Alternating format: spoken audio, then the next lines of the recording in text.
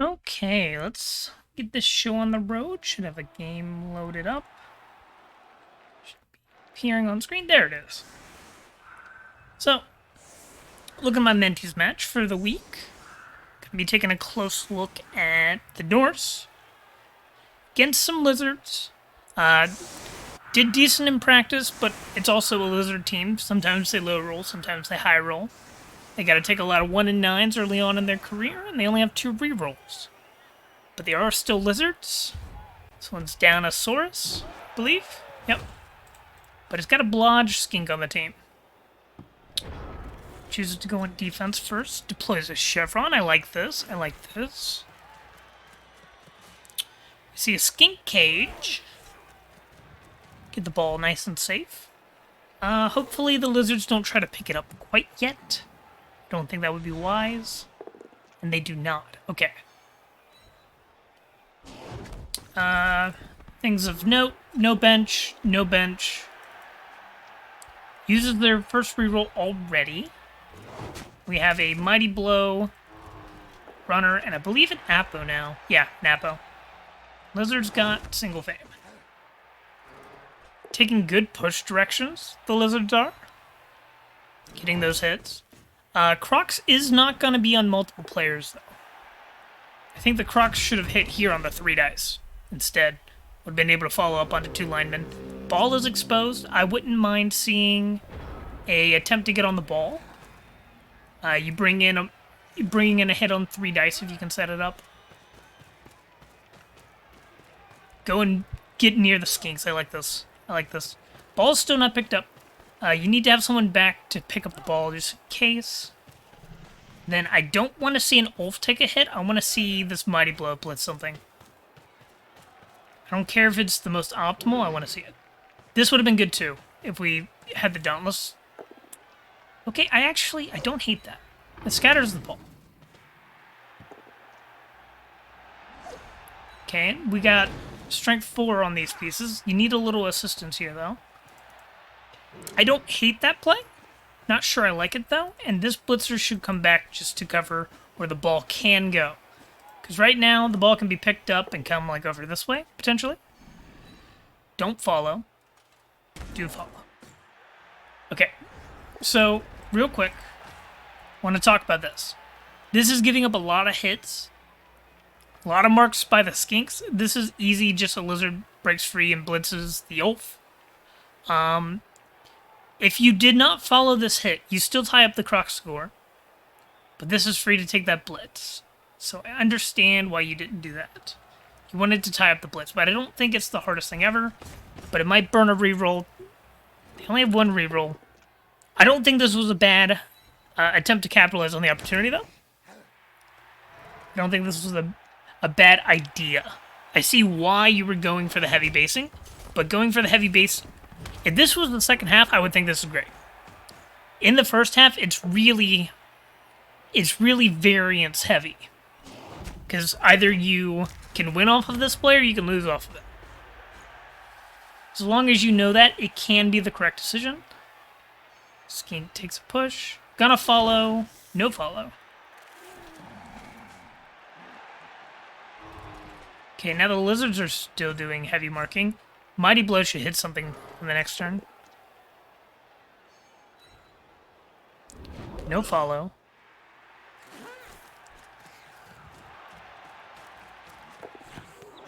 Tails the pickup. Don't reroll it. Ball is still free.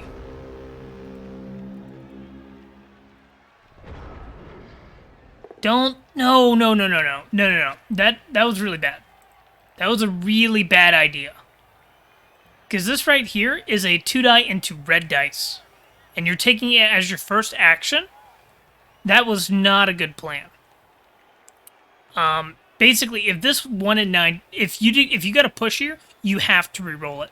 If you didn't get a POW, which is most likely you're not getting a POW. This was a really bad idea. Especially as a first action. Maybe later on in the turn it would have been fine. But if this was 2 into red dice likely fail. You go down, ball is free, skink picks it up and runs away. After lizards make a hole. That was very dangerous. You got a removal off of it, but it was very dangerous. That's fine. You take that hit. I don't think you need to re-roll that. You can still set up a blitz. You have a blitzer right here. This can come hit it. Circle comes around to go get near the ball. Can't GFI at this point. Don't hate that. Don't mind that. Don't mind that at all. That's good. This is good. Get the Dauntless hit. Yeah, I like that. Probably take this hit. That was a good hit. It just didn't pan out. But that was a good hit. Your other option there was dodging off to go pick up the ball. Which, 3+3+, I don't hate that either. I wouldn't have minded a dodge off. But taking the hit is fine. Taking the hit is more likely than the dodge. Because with block, a red dice is a 3+, not to turnover.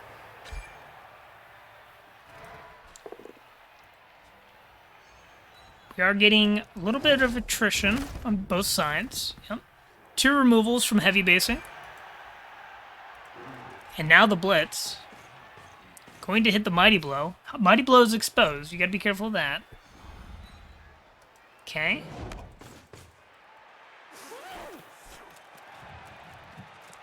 Are you marking?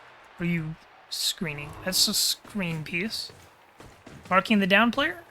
Marking the standing player. Okay.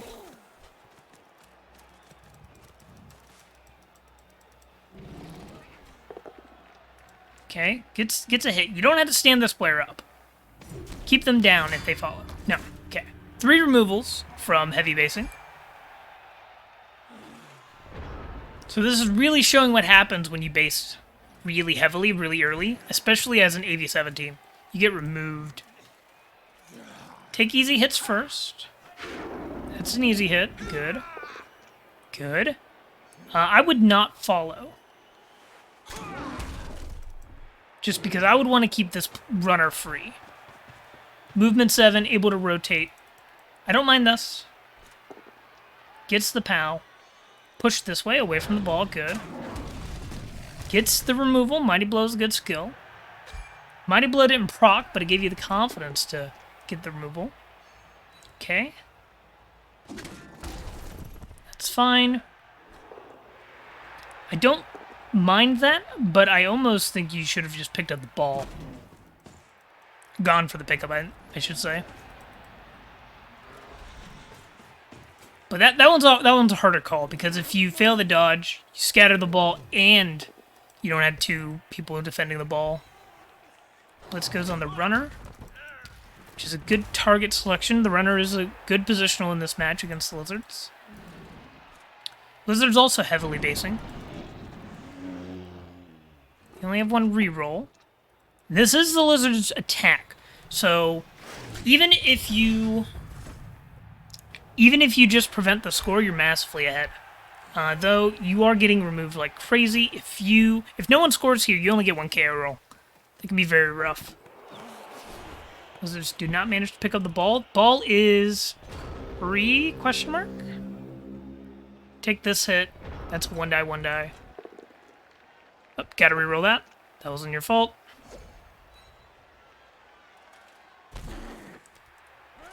Okay, it's with you. Good. Oh, that's the Blodge Skink, too. Yeah, you shouldn't put the Blodge Skink next to the ball. Let's go back and look at what we could have done. So, on this turn, your goal is not to kill. You want to pick up the ball. You are close to scoring range. If you can free up a player and get them gone, you can score. So, what's an alternate solution to this turn? Well, we could set up a 3-die on a Skink. Because to get a 3-die on a Skink, you just need Strength 5, 1 assist on the Ulfs. So what would that look like? Well, we could take this hit. Boom. That's an easier hit. That's a 2-die, no assist on your player, because they're all marked. So we take that hit, even if it's a push, that's fine. You now have a 3-dice setup for your Ulf. So then the Ulf comes and goes boom, boom, takes another hit on 3 dice. Throwing 6 dice at a blodge piece, really good. And that is how I recommend looking at blocks. Look at it at how many dice are you throwing at the problem. Usually that's the most clear method to determine if you'll get a knockdown. And you combine that with skills like, is this 4 dice with wrestle? Is this 4 dice with no block skill? Is this 6 dice with block versus 2 dice with wrestle? That sort of thing. And that frees you up. And what does that help you do exactly? Well, can't exactly just pick up the ball from there. You still have to discover another player. But the problem is you're losing a lot of players. You have a player out of the play. Like, oh no, he's gone now. Okay. But you're bleeding players. You need to make a play sooner rather than later. So, let's say we take these 2 hits. We took 6 dives on the Blodge Skink. Now what do we do? Well, you can either dodge off with the Berserker, try to pick up and run towards the end. You could red dice with alignment, then have the Berserker try and do the same thing. Try to dodge off with alignment. There's a lot of different things we could do here. But I think the play is definitely focus on the ball rather than the hits. Because you're going to lose. You're losing in attrition already. You're down 4, they're down 2. And it's only going to get worse for you. If you're not ahead as Norse, you really just need to try and get your KOs back. Especially against lizards, because what do lizards do? Like, if you think back to our practice game, the skinks are able to just pick up the ball and run to the opposite end of the field in like 2 turns. And meanwhile, you're so close to scoring range. You just need to try to find a way to free up a player and get the ball in. Because what's the worst case scenario? If you score turn 5, lizards have 1 reroll, take another drive, and they score. You're 1-1. And that's fine.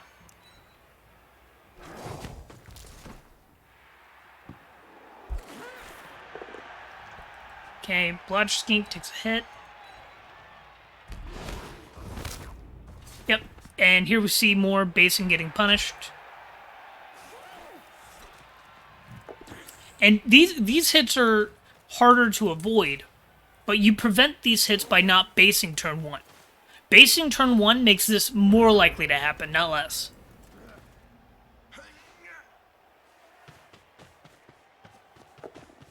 This is a good hit. That was good. Do not follow this. You will be stuck and you will not be able to get free. Good.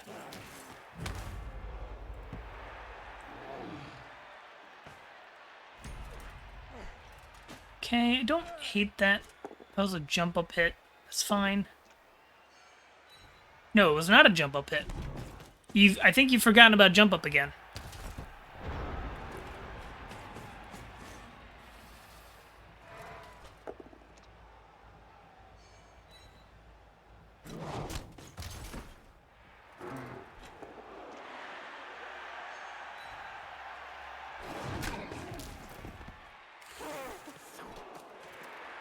One moment, I got a tick call.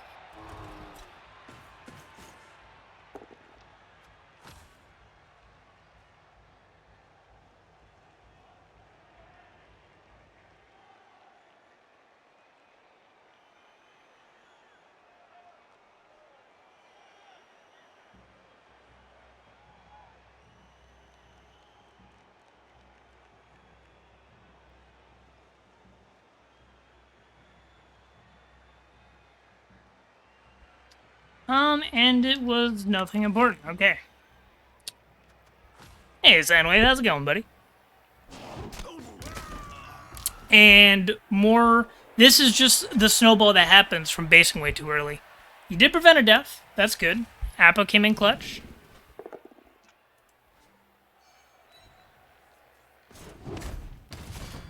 Yep. Yep. This is just Norse removal. Basing gets you removed. unless you're like basing for a reason. You base trying to get the ball, and it didn't work out. It was an option to try to get a very early lead, but the problem is that the risk was you get your entire team removed on blocks and then lose the game because you don't have players, which is what's happening.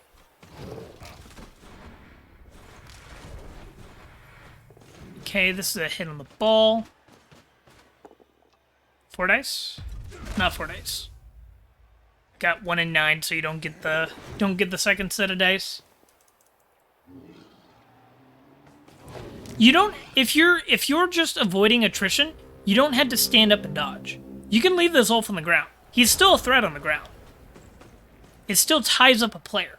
Like, if you notice, every time you fail a dodge and you have a player on the ground, it's still getting based. It's still drawing attention. It can't go unignored.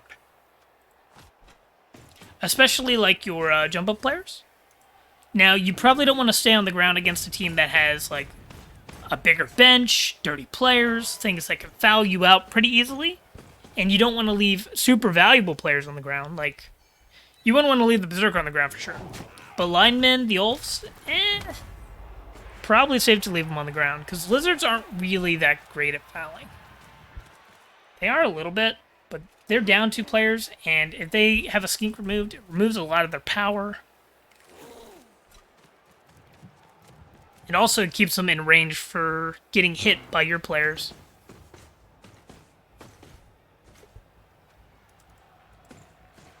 And at this point, there's nothing really you can do this half. Don't have enough players to even consider a 1-turn. Move 7 1-turns are possible. They're just pretty rare. I think you need... I'm not sure if it's 3 friends. I think it's 3 frenzy you need. Not quite positive on that one. I know I've seen... Ooh, who was it that I saw do it? I can't even remember. It was one of the admins in the main league. Might have been Metal. Not positive. But you're taking hits. Decent hits, it looks like.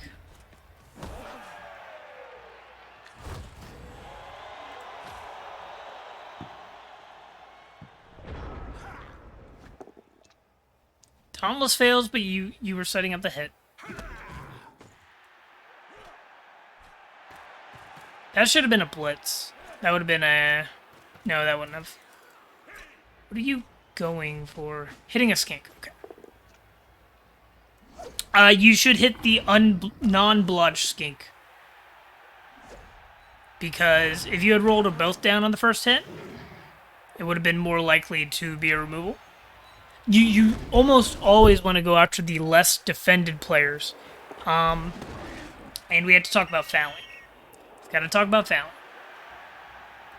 So, the way fouling works is you're going against their armor. And the way you make fouling easier is you have to give assist. It is only worth fouling in a couple situations.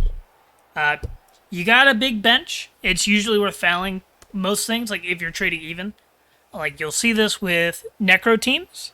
They'll use a 40k player to foul a 70k player. And that's a worthwhile trade if they both go out. Dirty player makes it worth fouling because dirty player massively increases the odds that a player gets removed with the foul.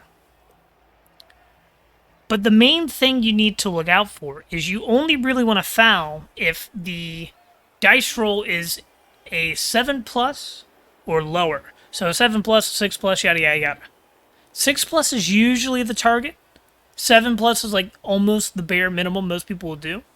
Because 7+ armor roll on a foul is the point at which the opposing player has higher odds of being removed from the game than the fouling player. It's like 55% versus around 50%? Or something like that. Or it's like a 55 versus like 33. Not even removal. Just to break armor is 55%. And then the removal is like 33 for the fouler to be sent off on the foul. And a little under that depending on niggles, stunty, that sort of thing. If this was a skink, it would have been a good foul. If he had managed to get the blotch skink down and foul it, that would have been a good foul. But the main thing here is you took an unassisted foul against 10 plus. And your odds of breaking 10 plus armor are really low. Like, let's actually break open Samba. Let's demonstrate this. So, Samba action calculator. Switch the screen. So if we look at Samba, let's say we're gonna make, looking for an armor break. Armor 7 and 8 plus is a 42% to break. The minimum target of AV6 with X however many assists it takes to get there, 58% to break. And what I normally aim for is a 6 plus, which is 72 to break. What you took was an AV9 foul with no assist, which is 1 in 6 to break armor and about 33% to sand you off. So you need to be more aware of it's exponentially harder to take fouls for every armor point. Like, it's just a massive difference. Like, even 2 assists almost triples your odds of breaking armor.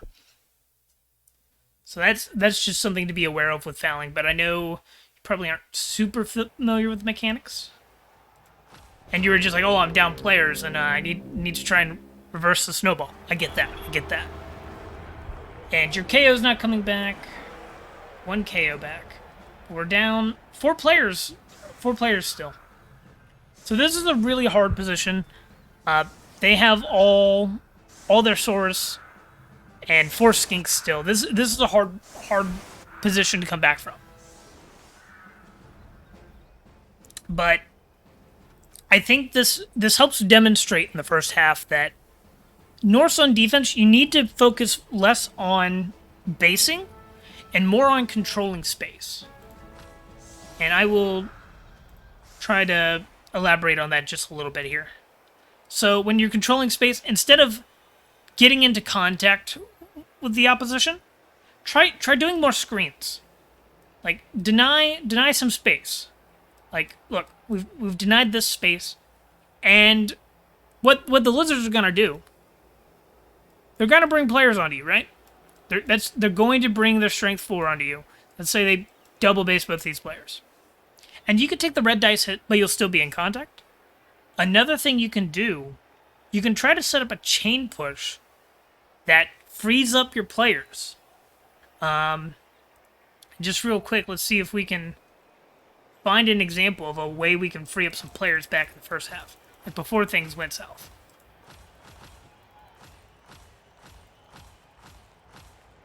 So, like, let's look at turn 3 when the initial solution failed. Like, we tried to take our hits, didn't quite work. We want to free up players to aggress on the ball now.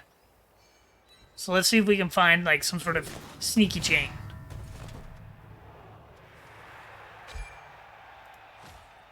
So now it's our action. We're gonna have everybody to activate. Not seeing anything sneaky. But what we could do, we could free up the Berserker to go pick up the ball this turn, if we did it slightly different.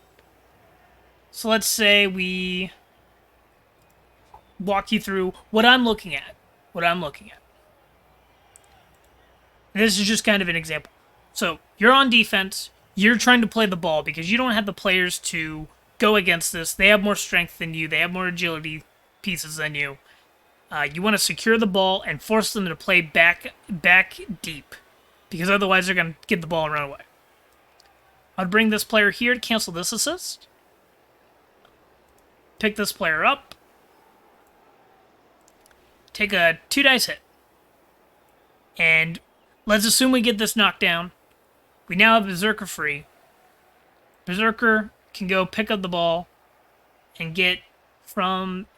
You can move 9 spaces, I believe? Or it might be 8. Say it's 8. You don't take any GFIs, or you take 1 GFI, whatever. You end up here. The only things able to deal with you are 2 skinks, maybe 3 skinks. You free up this Ulf by taking a hit with the runner. You bring the Ulf up to come mark something as well. So instead of dealing with all of the players on the field, by bringing the ball back, we get lucky, we get the ball in hand, bring it back. What are we dealing with now? Only the things that are fast enough to come and deal with you. So, get the ball way up here.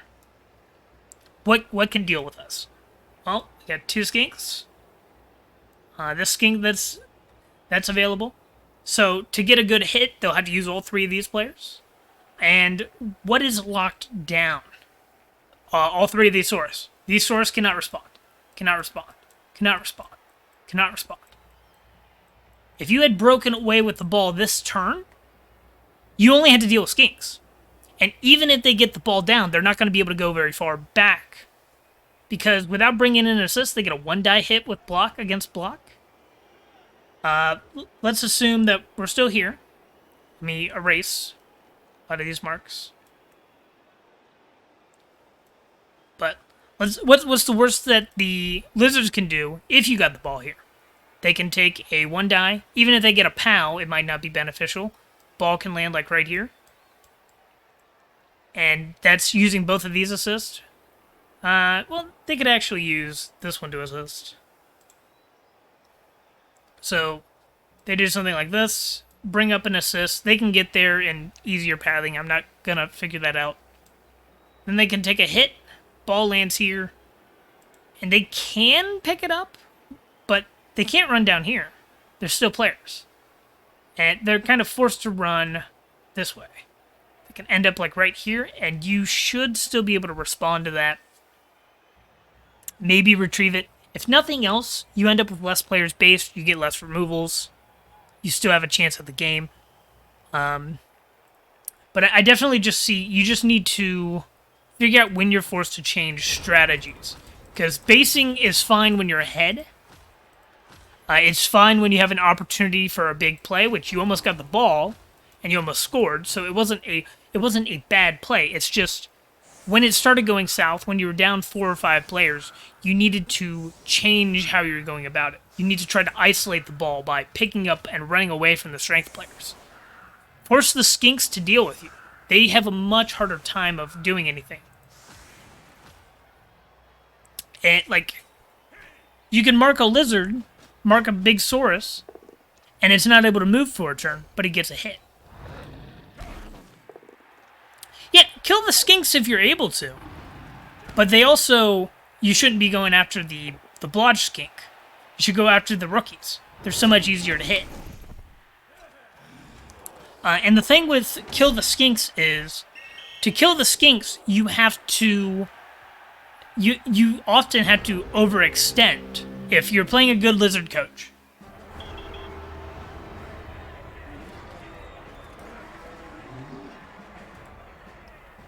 Because, like, a lot of... and the idea against a good lizard coach, in my opinion, is if they give you a free hit on the skink, you take it. Right? Let me write on the screen. I'll write on the screen. This is my list of priorities. Free skink hits is a number one thing to hit. So, skink is free. You blitz them. Easy. After that, rookie Sauruses. Because what happens when you remove a Saurus? Well, now that strength advantage, for one, is diminished. And for two, a skink might have to come in to give assists that are no longer able to be made with a Saurus. Especially if you allow out more guard than the lizards. And if they bring a skink in to give an assist, well, now we go back to number one. Free skink hits. We take those. And then after that, you go for hits on developed Saurus, and you get fouls set up, that sort of thing. Yes, absolutely. If you have block against... So, especially on, like, humans Norse, there is 1 in 36 better odds of not turning over with a hit on a Saurus than with dodging away on Agi 3. So if you're choosing between dodging away to avoid a hit and taking an uphill, it is better to take the uphill. If you're Agi 3 And let's assume that the source does not have block or Mighty Blow. If they have Mighty Blow, it changes the cost-benefit analysis a little bit, because the ground doesn't have Mighty Blow. But if they have block, you might still end up based after the hit. But you won't suffer a turnover super easily still. But let's see. And this is a rough situation. I don't think there's much you can do besides trying to force a score. Which results in the Lizards going 2-1. So this is hard. If you get removals, you can recover. But that's not super easy. Okay, I say that, and you prove me wrong. Like, that's good. One problem is this Kroxigor is basing both your Ulfs. And these are no longer free. Heavy basing here, you're going to get removed. And you're still going after this Blodge Skink, I believe. You really want to go after the players without skills. You are twice as likely to hurt this Skink as the Blodge Skink. Yeah, it's a bad situation. It's 4 players down, no bench Norse. It was a decent attempt. Like, there was a chance to get on the ball, potentially steal it, set yourself up for a really good board state by stealing the ball early. It just didn't pan out, and it required a lot of basing, which just removed so many Norse players. Like, I think at the end of the first drive, there were down 6, down 5.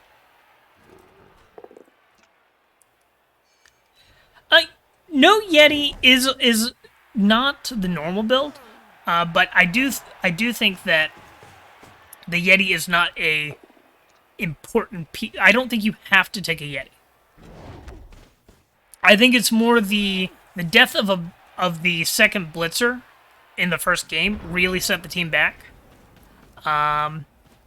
And low winning rolls, so they couldn't have 2 runners. If there were 2 runners, this team would be much better. If there were 2 berserkers, this team would be much better. But, you know, AV7 happens. Deaths happen. Especially before the Apo. Very aggressive reroll usage.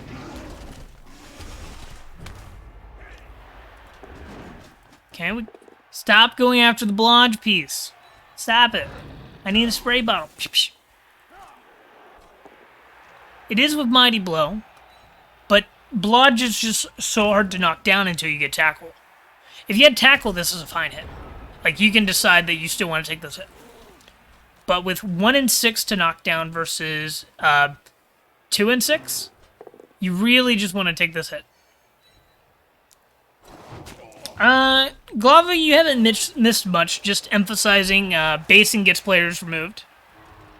Only base with purpose. Yeah. That's about it. And a little bit of talk about prioritization and how to... You want to split up a Lizard team, right? Because if the Saurus are all up here, and the ball's back here, and the Skinks are back here, if you go after the ball, the Saurus can't get back there fast enough. Yep, screening. We talked about screening.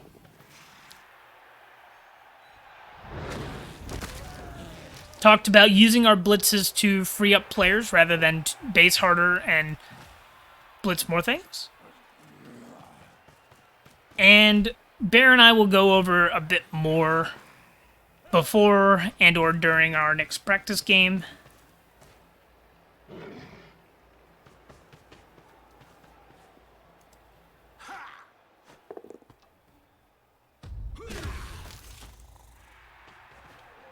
And one unfortunate limitation of this mentorship is I am neither a Norse coach or a Lizard coach, so I was not able to emulate this game to the best of my ability, to the best of abilities.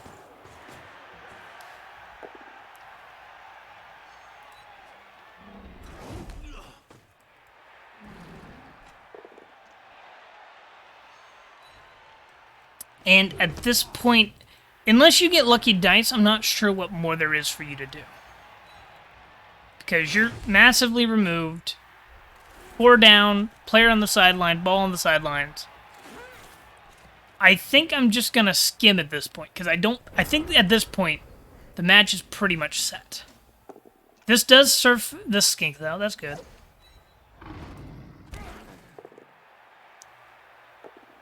Okay, I don't like these rerolls.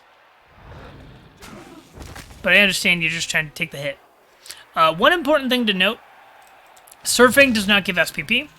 I'm sure you figured that out. Well, it wasn't rerolled to any SPP, it was a blodge skink. It was both down, both down. It would have still been on the field. It was a guaranteed removal that way. This is... Ooh. This actually isn't the worst position. Might still be recoverable. Okay, that's a surf. It's well found. Oh, wait, okay, it's a double surf, actually. And you follow so you get the surf. No, you just push it here. I'm stupid.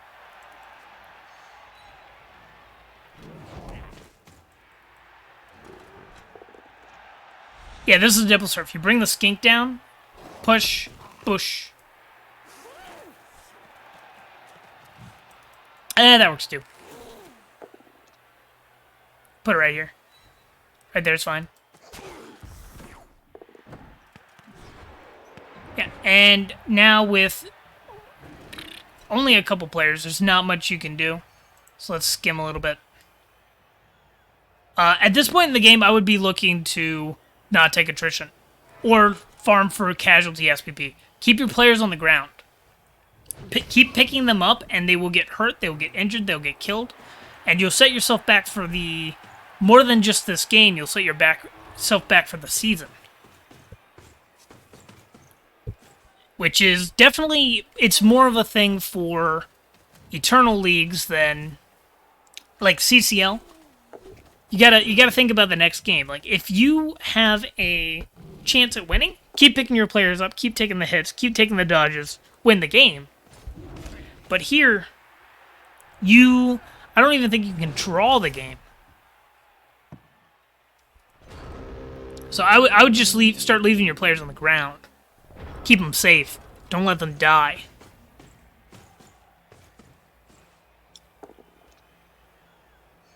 Yep. So here we see another chance for a positional to go out. And that's a 4 SPP wolf. You don't want to lose that. But I think that's enough harping on this game. Gonna call that replay. Bear, send me a DM. We can get in a call if you have more questions, that sort of thing. But that was a rough game. That was a rough game. Got a level, though. And let's see, our next game, I believe, was... this one. Should be Chaos versus Delph, I believe. And this was sent in by Codpiece. Yeah.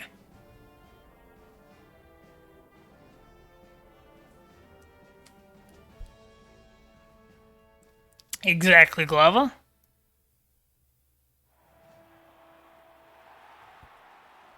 Oh, and we got Minotaur Chaos. I'm a bad influence. I apologize, everybody. It's a big Minotaur, actually. That's a good Minotaur. I don't hate the guard. Guard is good. Level 3, when you have Claw Block, you can go Tentacles, you can go Guard, you can go Stand Firm. All good choices. Seeing as your team has a bunch of Chaos Warriors that still need a level, I agree with the Guard level. That's great. You have a great Ball Carrier. Have a bench. I probably would have skipped the dodge on this player. You already have a movement up ball carrier.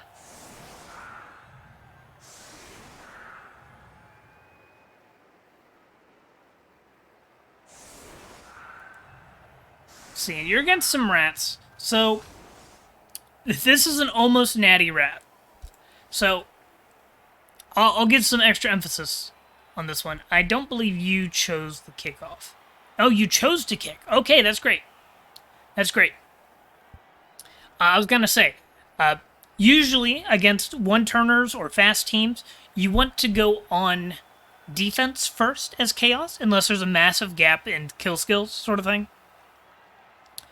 Because this forces the one-turn attempt to be on turn 16 rather than turn 8, just from how the turns work out.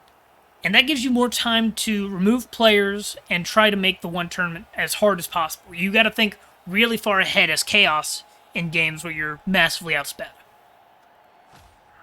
So here, your goal is to remove as many players as possible before this rat gets a chance to one turn. Whether they score on you now doesn't matter. Probably should have set up chevrons. Probably should have protected your dirty player. I think Wrestle might have been better on the line. Because you want to go on a killing spree. You want to foul out some easily breakable things. Like, are there any niggles? I doubt it. Oh, that's a niggle. I would foul this player. Because niggle and dirty player is like, what, a 50% chance to remove if you break armor? Or better than that? I don't know the exact number. I just know it's really good. Exactly, Blue Leader. You want to break their bones. You want to hit the gutter runners, especially the ones without block. All the AV7 pieces are your priority. That being said, definitely take hits on the killers when you can. And as soon as you get a numbers lead, start abusing your strength advantage. Yes, they do have a wizard. So on our offense, that'll be more relevant. But I also really like going defense against a wizard, because it means they have to play their whole offense before the wizard is relevant. Or you steal the ball and they use the wizard on their own offense, which is a win for you. Even if they score. If you force a wizard on their offense, you've done a good job. A move forward, Beastman. Nelly has had a life on the line, haven't they?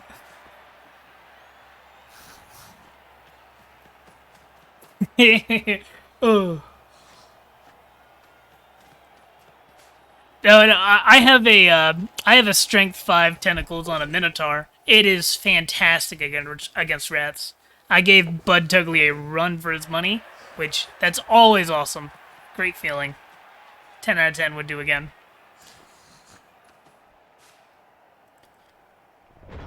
But yeah, so here, what is our goal here?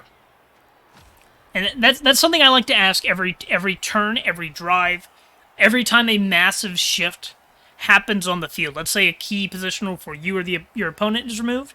You want to reevaluate your goal. The goal here is, we've got the long-term plan. We want to do damage to make the one turn as hard as possible.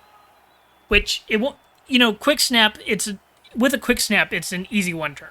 So, we got to remove a lot, because we need to remove the gutter runners to make the ball retrieval hard, maybe the thrower. But most importantly, remove pieces, get the ball, score. And also, we want to prevent the rats from getting through and screening for 8 turns. That is a loss. So here, you can take a blitz with the Minotaur. It's Claw Mighty Blow. It's your best hitter. You can hit probably a blitzer with the Minotaur, if you're wanting to move the Minotaur. So I don't hate hitting Storm Vermin, but it does expose your Minotaur if you don't get it down on the first hit. So you definitely want to get it. You want to get based up here, take a 3-die, get a POW. So I like screen up here a little bit, separate these out. Let's go ahead and draw. So I would go Chaos Warrior, Chaos Warrior. Bring back a Beastman to play as a safety in case they break through. You can put your movement for Beastman here. Bring this one here. And, Chaos Warrior, Chaos Warrior. Allow them to try and come on this side. If they want to come on this side, let them. You can rotate fast enough. And then just continue making a screen. Stand your pieces up. Take your blitz. And then mark this lineman with this player. After. You can. You can hit it from the right. 1, 2, 3, 4, 5. But the way I'm looking at it, I would rather base a couple of these pieces and hit here, base a lino. And I'd just rather the 3 dice, honestly. 3 dice into 2 dice. Another option, we can get the Minotaur on these 2 line rats. Right? You can base the warriors. The problem is that you don't want to move the warriors too far in the Skaven matchup. And this is Claw. But I also just, like, have the Minotaur hit these 2 line rats, and have the Minotaur's job just be tie up these 2 line rats for the whole game. Because, like, what? These gutter runners are going to run away from Minotaur. But there's a lot of options on this turn. I just want to see what you did, because I think there's a lot of good ways to go about this. I do think I would have had the Chaos Warriors start in the center of the pitch. I also would have started Chevrons. I know what you meant. I don't really want to base that early, though, because you don't know where the ball's going to be. And if you base your own linemen, and the gutter runner just runs over this way, even if you get the hits, it's going to be so far. You don't want to base your Chaos Warriors willingly so early. And I'm not huge on the line defense. Because if the Skaven wanted, they could have gotten a blitz on a lot of kickoff. If they got in certain kickoff events, they could have just opened a hole semi-easily. Maybe it might have been a 1 die, but then they have a hole through and they can just go like this.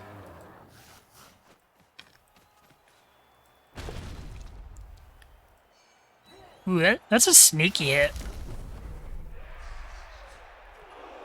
They're just gonna run through, and you're just gonna clamp down.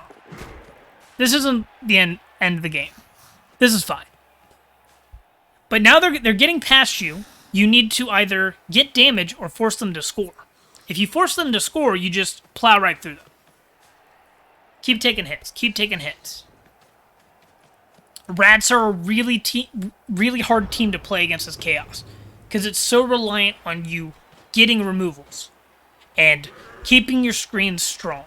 And when they do break through, force them to score.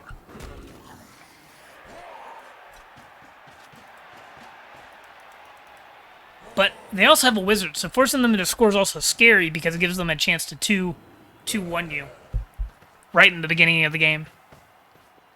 Or 2-0 you, I should say. Because they give you the ball and then zap you. Okay, you're hitting the ball.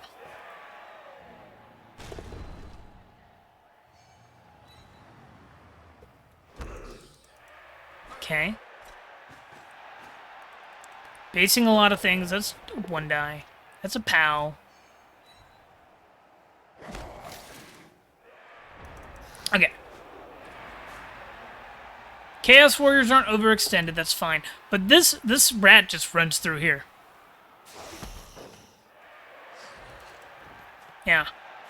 This is like wide open on the right side. Because you just need to push here. And the Skaven aren't through, and they're going to make a screen behind you. And I don't think you're going to be able to force them to score. So it's very important in this matchup. If this Chaos Warrior was right here, you were fine. Like, if you didn't base this player, if you kept this sideline closed. But now the Skaven are just going to run behind you. Because even without this blitz, right? Let's say we don't take this blitz. This player's still here. We got a Chaos Warrior here. They can take a 1 die, 3+2+ with a dodge and a reroll, and come through. Handoff here, screen. So it's very important to play more like chevrons. And don't break your defensive line early. Like, you can pull up the left side. It takes them a lot of resources to run around that way.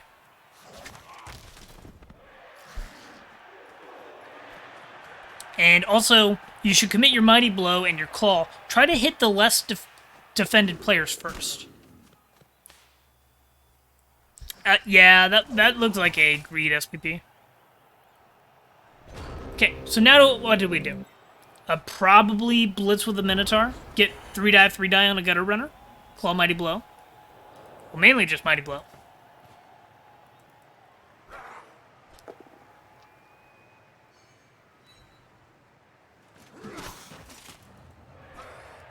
Can also just hit the ball on 2 dice.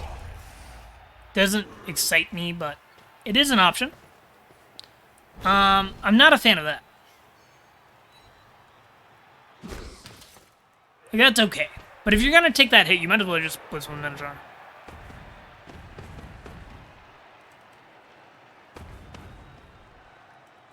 I don't know what's going on here. Are you trying to force the score? Because to force the score here, you had to base things and screen off. Are you getting a foul and letting them score? I just don't know what this is accomplishing. Because you're getting hits without Mighty Blow on AV8. Is what you're taking. And leaving open your screen so the more rats can come in and stall out until turn 8. Yeah. It's not enough pressure. But the rats score anyways.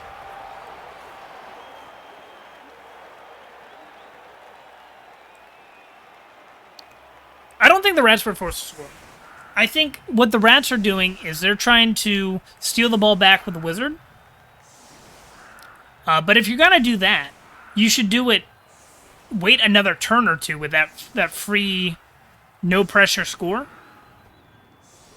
Because you're giving the Chaos 5 turns to score. So I think it's a decent idea with a wizard in hand to just, like, see if you can steal it again. But I think you should hold off. Wait a little longer. Do have a kicker. Priority number 1 for the Chaos this drive should be screen off your pieces. Or, well, not screen off your pieces. Screen off your side of the field so that you don't just lose to a blitz. And then have 1 or 2 players back to defend against gutter runners. And also set up to take your hits. You need to take removals. You need to take fouls. Like this lineman, you should be fouling this lineman this turn. If he doesn't die naturally, lineman hit.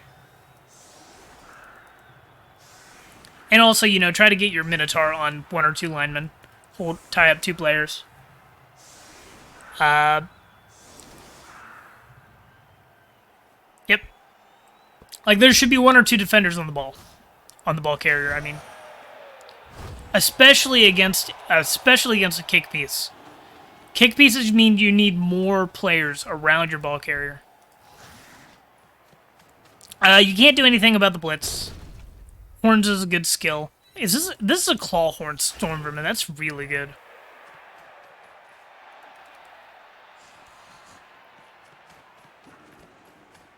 Gutters are coming through. They can't get that deep, fortunately. They can come in a little bit. Now, this is a dangerous situation. We need to deal with this.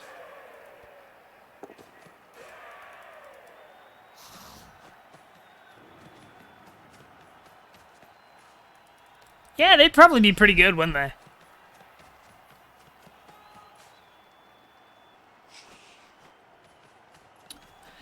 Yeah.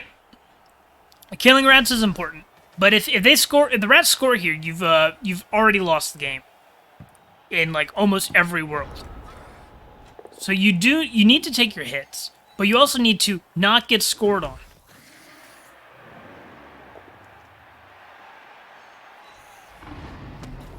Okay, I don't mind that. Taking 3 die with a block Minotaur, that's fine. If that's what loses you the game, you know, that's Neville just heads it out for you.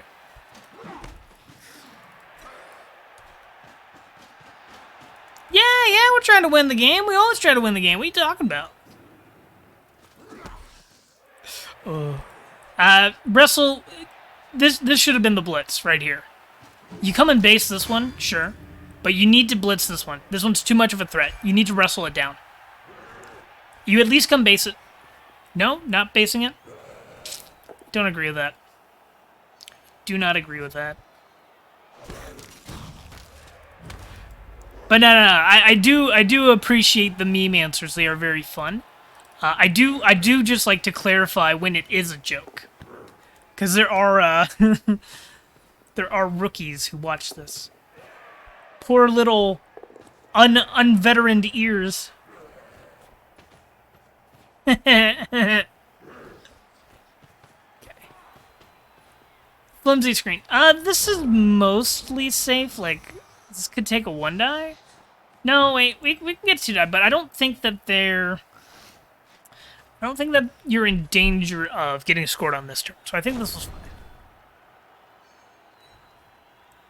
Rats are doing rats things and trying to prevent the clump of meat that is very hard for them to deal with.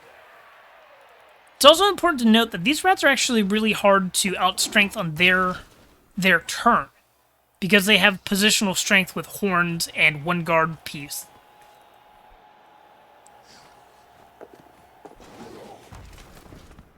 And I would be looking to blitz with this Beastman to get off.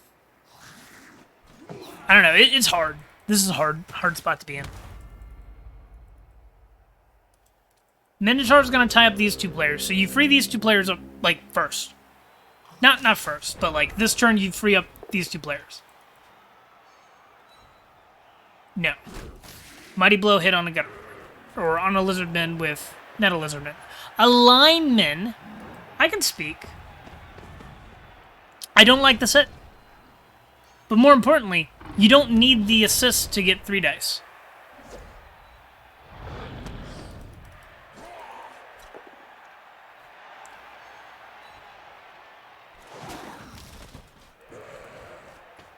Okay, and you're making a spot for the ball to come into.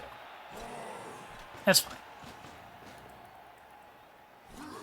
But this Minotaur is going to get hit. Handoff is the same as dodging off. I think I would have rather dodged.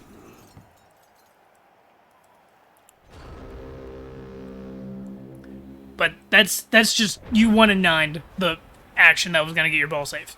That happens. Because this was a decent attempt. The ball was going to come in here. It was going to be pretty safe. Minotaur gets punched down with Wrestle, though. Most likely. Maybe get a 1-die on it, but it's probably just red dice Wrestle into sack the ball. But that's better than they just pick up the ball, for sure.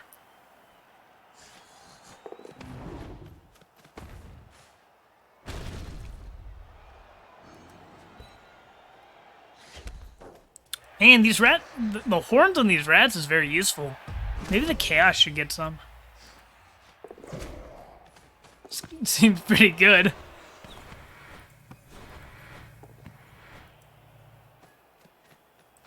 But yeah, now you don't have to score. You just hold the ball, and then you're going into your defense with a wizard as the rats. This game was basically lost already. Yeah.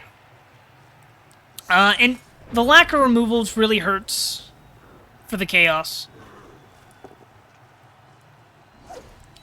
But it's mainly you need to set up. You can't let the rats come in behind you. The blitz hurt.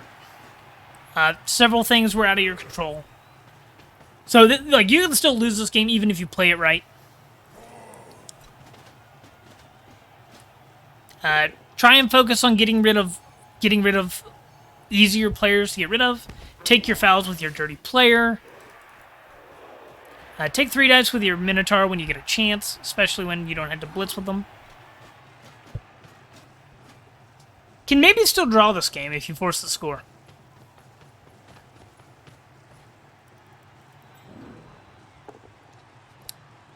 One thing of note is this is just going to come over this way and be out of range again. Rather than basing here and forcing a 1 in 36, I would just make sure your max movement range is the same as theirs. So like I would come and stand like right here or right here. I don't see many worlds where forcing a 1 in 36 wins the game back. It's better to just force the score, usually. Unless you have to rely on the 1 in 36, obviously. But you might still be able to get a draw. It'll be hard, though.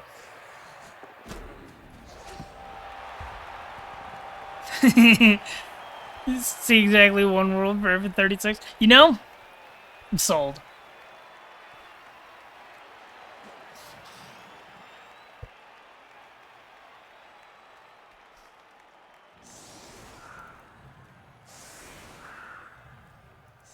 And again, you're on offense against a kick player, against rats, against fast teams.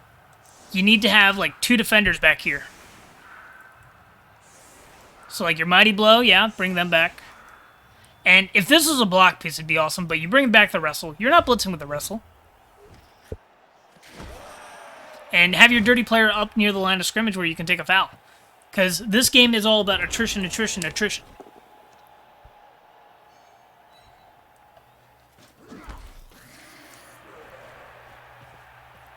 I don't agree with that blitz at all. Especially in that order. Because that's not a safe move. You have block hits ready to go. You should take these first. That's free you up your scoring threat, so there is that to be said. But I don't think you can score here. That was a move for Goat. That is correct. And also, if you're going for the 2-turn, you don't set up for optimal blocks.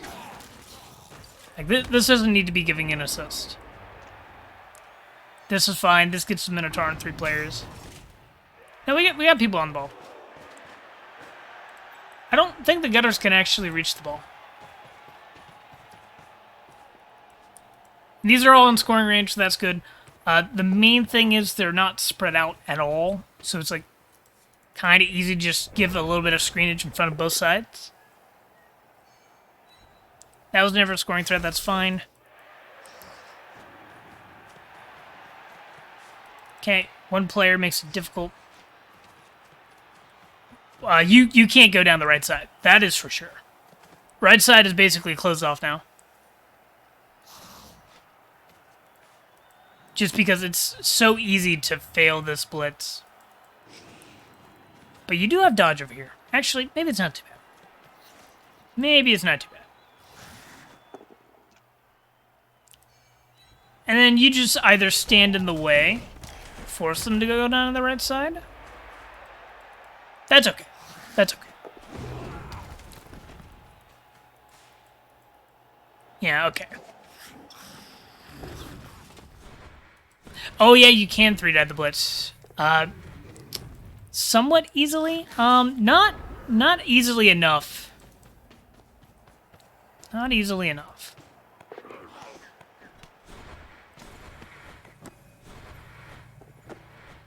Where's the ball going?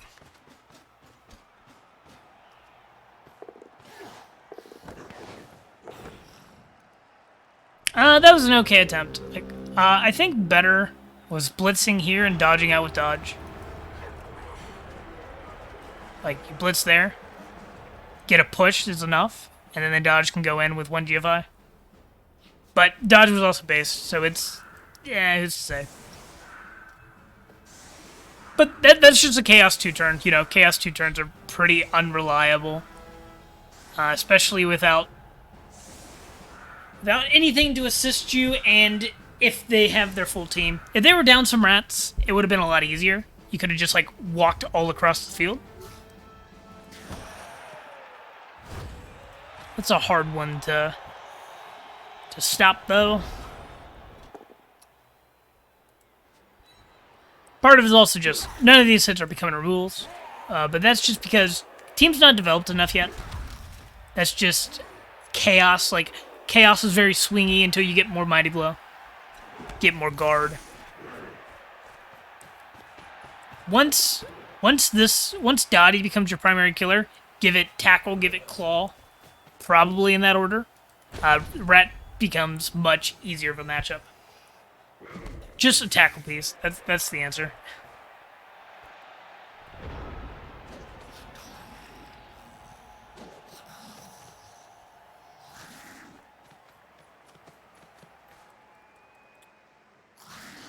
And I would have liked to see a foul already. We have a spare player. So you really want to be looking for fouls. Especially against AV7 positionals. I think there was a couple... You could have looked a little more aggressively for a foul on Gutter Runner. You remove one Gutter Runner, the game becomes a lot easier. Because it just makes the other Gutter Runners even more valuable to the Skaven. And then the Skaven has to decide between exposing them and risking them getting hurt as well, or not expose them and give you more openings because they're not exposing the Gutter Runner. Should be taking Mighty Blow hits on the navel. That's a major thing.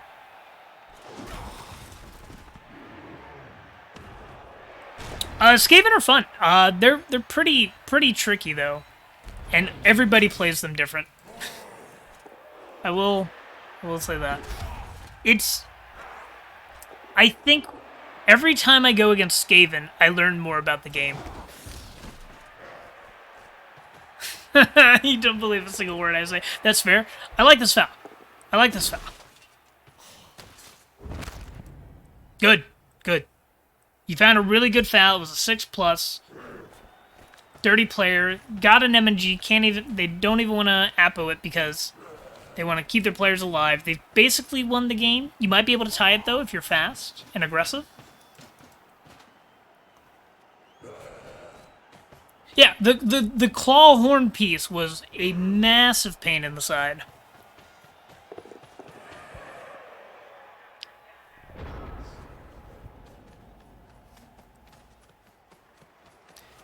Yeah, this is good. This is pretty wizard-proof, or mostly wizard-proof. Nothing's ever entirely wizard-proof. If you consider a 3-man fireball a viable wizard, there's a lot of things that are technically not wizard-proof. But there's a huge anti-fireball sentiment among most Rebbl players, and I would like to persuade them that they're wrong.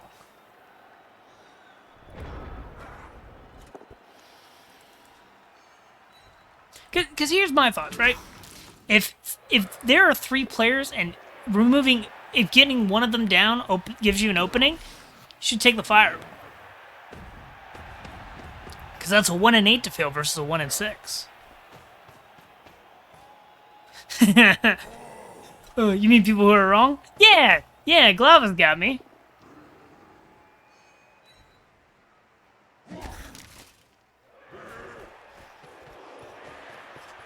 Okay, we're in a wide cage again. Minotaur base doesn't really matter, most likely. Might still see a fireball. I doubt it. This Gutter Runner's not really too much of a threat.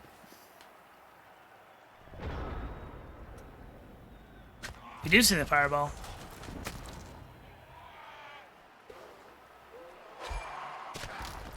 Ball is down. Is a stun. Ball's not exposed though. That's fine. Wizard's gone. You can cage comfortably again. It was technically fireballable.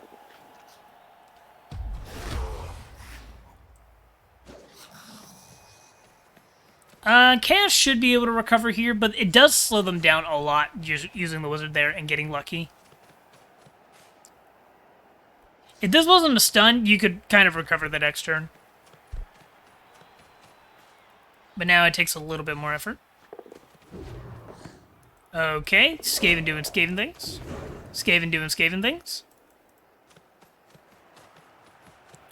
What are you gonna do? 3+, 3+, 3+, 3+, 2+, no reroll used. What are you gonna do? Like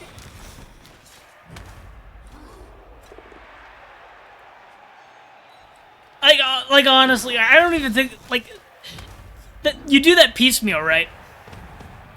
But when it works, like, what are you gonna do? Like, no other option. You don't have tackle on the team. And that, you know, tackle piece maybe turns this game. But low development chaos, it's what are you gonna do? No big deal. You just accept this happens at this TV.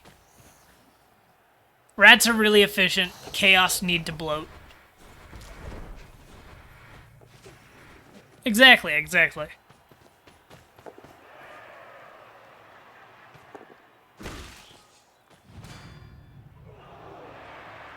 Yeah, exactly.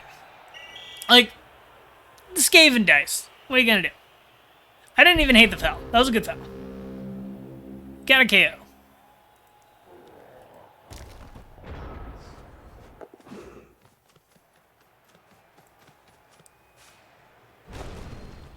At this point, like, it didn't matter at this point.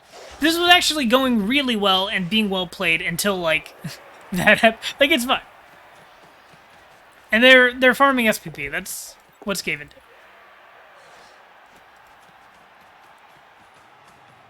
Yeah, and they're just trying to run up the score for SPP. That's fine.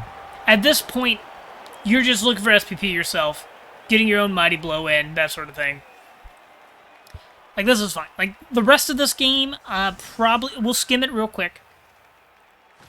But I don't think... When you're 0-3 as Chaos with 4 turns left, you're not going to win the game. But, like, honestly, this wasn't horribly played. I do think the way you played the first drive should have changed, but your offense was mostly fine. I didn't see many issues with that. Your defensive setup could have used a little work. Probably just go chevrons in this matchup. Having a sweeper back, like, having your wrestler, like, back a few tiles just near maximum movement range of the gutters without taking GFIs yourself. And just not letting the rats run around you for free. That's the main thing. Don't let them run around you for free. Make them commit some players. Because if they get 5 players around you, it's basically... They're going to score, and they're going to score on their timeline. If they only get 2 or 3 players around you, you kind of get to control when you force them to score.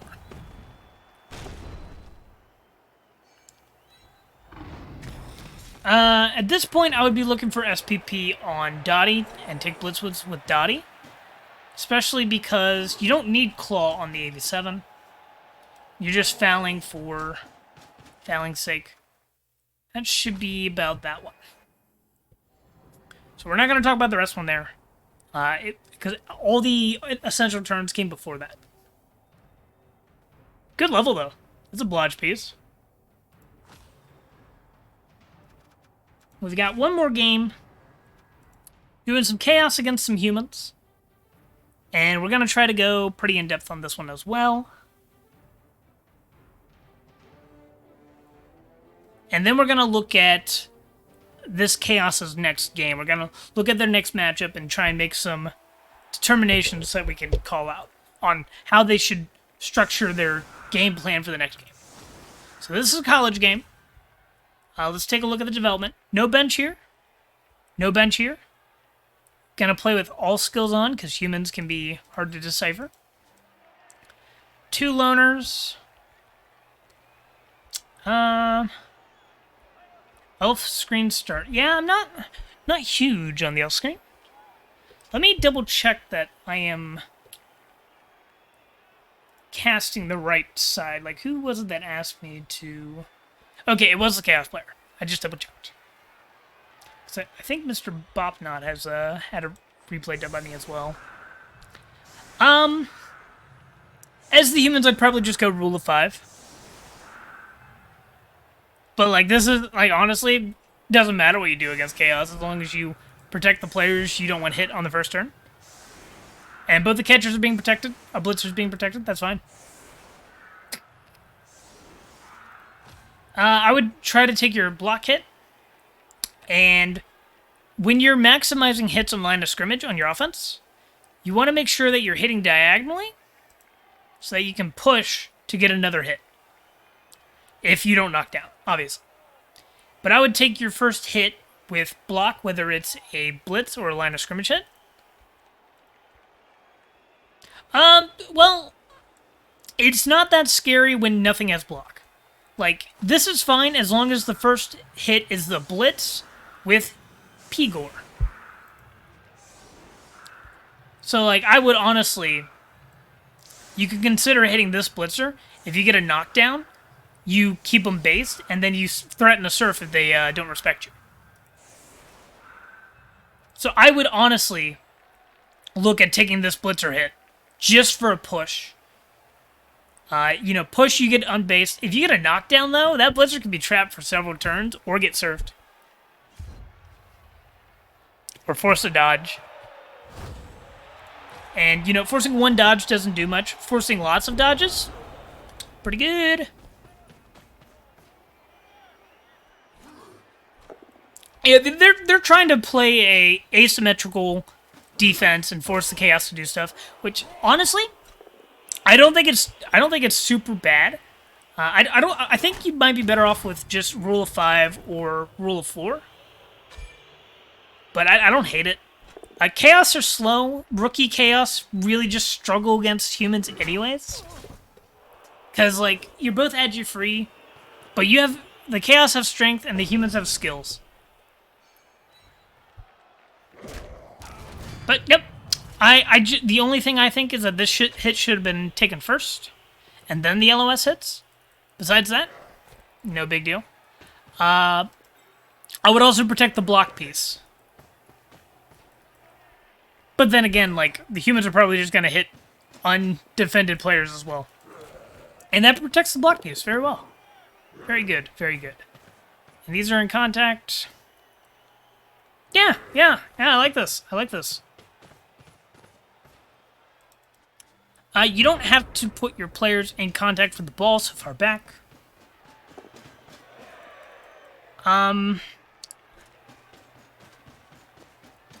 Like, let's look at this real quick.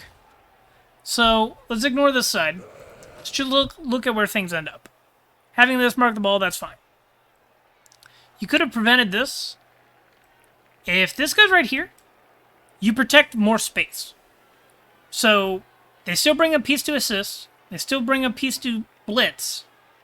But then they only have one piece back here rather than two.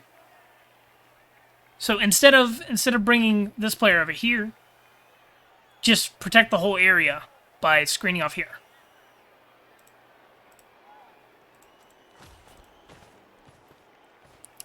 I liked that. Ball based, GG. And the humans are trying to run around you. You just plow through. Like this is fine. Like, you'll blitz here. You'll get some defenses set up. Then you'll blitz this piece with the beastman on the ground. Or with the block player, either way.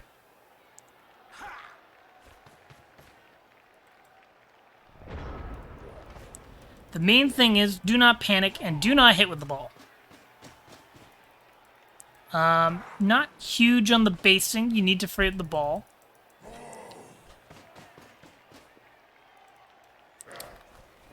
And my thing is, you don't want to base...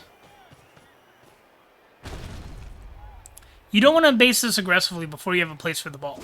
Figure out where you're putting the ball first. That was good, though.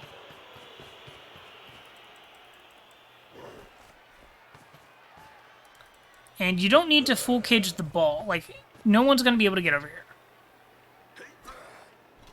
And they are going to be able to get through here, though. They can go for red dice or one dice push or pow. The ball is open for a hit.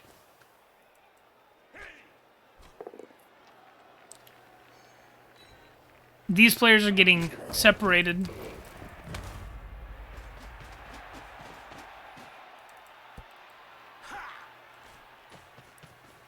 Good job at finding a 2-die. Exposing the ball. You follow so you can get the ball based. Because of course you're going to base the ball. No, not basing the ball.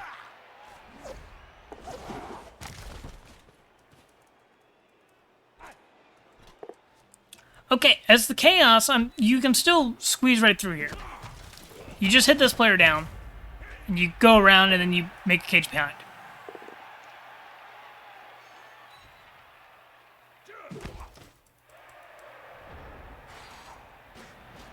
Like, you blitz this piece.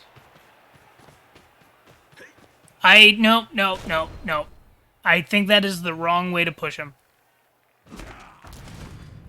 Because if that's just a push, you're forced to take more hits where you want your players free to screen out the ball wherever you're putting it. We move the ball.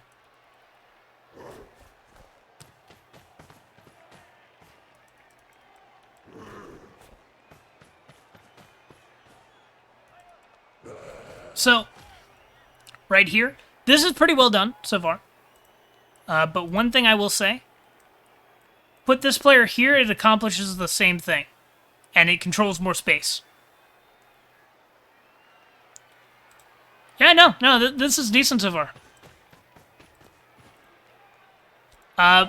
Really putting a lot of players in a limited amount of space, though.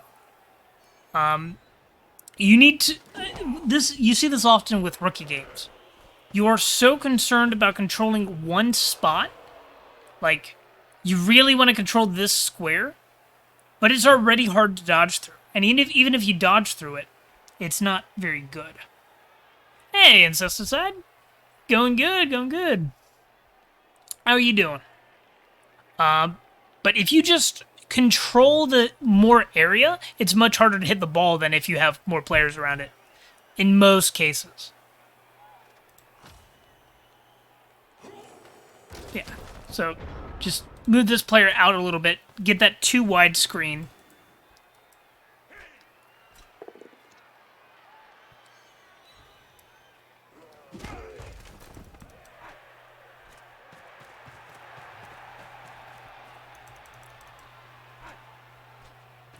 But no, this drive is going all right. This drive is going all right. And you're mostly preventing the wizard. Two wide screens also prevent wizards as well. You don't have all your players in a big fireball. You could have fired... Wizard could have been used on these four, though. Oh, nice. What matchup you got going?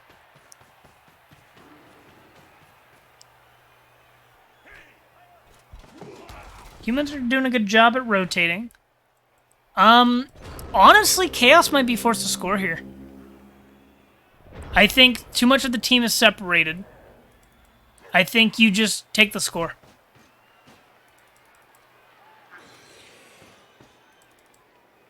And that gives the humans a chance to score themselves, but I think you're forced to accept that. I think it's too important to get the score. You have 4 players back? That's fair. I do the same thing. I don't usually know my opponents. I always forget. Good luck in that, by the way. Yeah, I don't like the stall. I don't like a full cage against a wizard. Because that's what this is. This is a full cage against a wizard. So this is the first spot I'm seeing a real big issue. I do like not putting the cage corner here, though, because there's no one there you have to worry about. I like that. That's good. Very aware. This is a low-quality fireball, though, so you did good on that.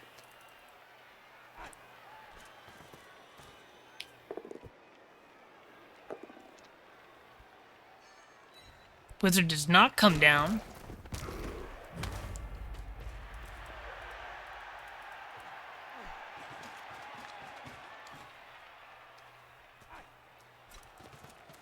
Humans really need to mark this player. Because you're able to still hand off to the movement 7 and run it in. Yeah. Which is, I would probably go ahead, hand off, and consider scoring. You don't have to score, but you really need to hand off. Or take a chain push here.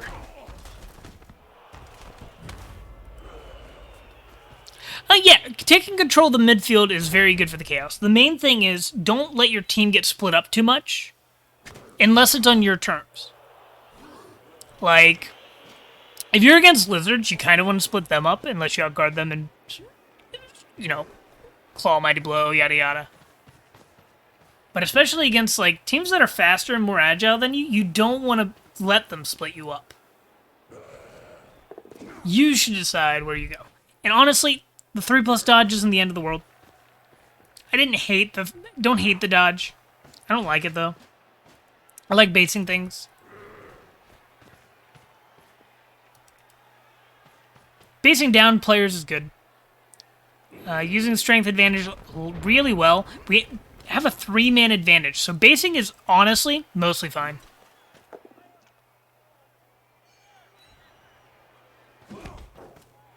Oh yeah, don't base diagonally. It's a 3+ dodge. If you base orthogonally, that's like a 5+ dodge. So 2 players can prevent dodges pretty well, but you got to do it orthogonally if you can. Sometimes it's not possible. Sometimes you're just forcing them to dodge a particular way. Like, the Splitzer can only dodge up and to the left, which is fine. That's an okay direction. No, on an Agi 3 with 2 tackle zones, that would be, instead of a 3+, it'd be 4+, 5+, and 2 tackle zones. So that'd be a 4+, no, that would be a 5+, 3+. No, because you're right. You just go there and then there. 1 tackle zone. My bad. I'm thinking stupid. Listen to Glava. 4+, 3+. Rather than 3+. I am the dumb.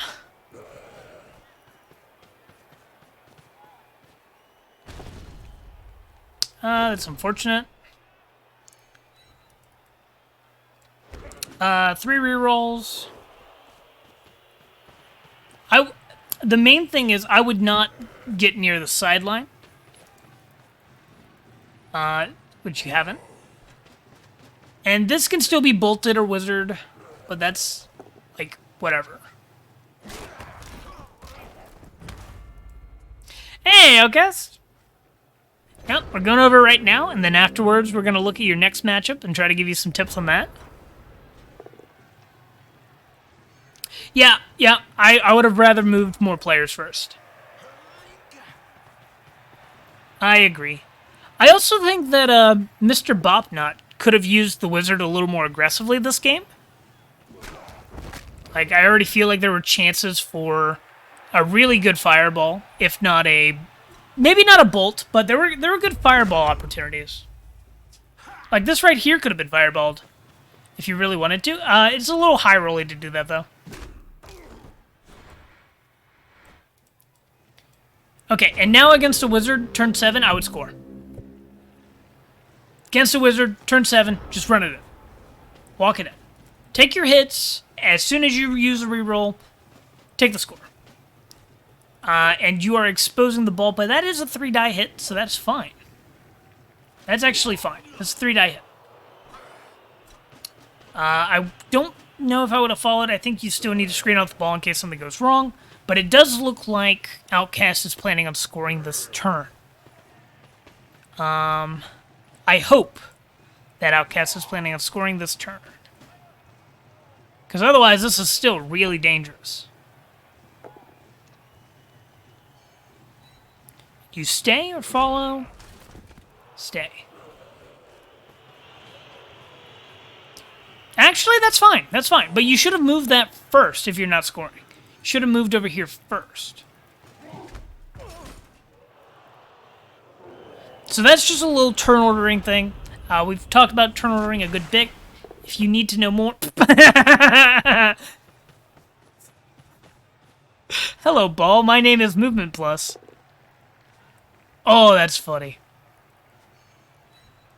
Oh, that's funny. It's very unfortunate for the humans, but oh, that's funny. 3-die to free this up. That wasn't even a bad wizard. Like, oh, okay, let me rephrase. That wasn't a terrible wizard. Yeah, it was still a blitz on the ball, and you could have picked it up and thrown it. So I don't hate the wizard. I don't hate the wizard. I do think that I would rather use the wizard against Chaos to get the ball earlier in the drive on their offense.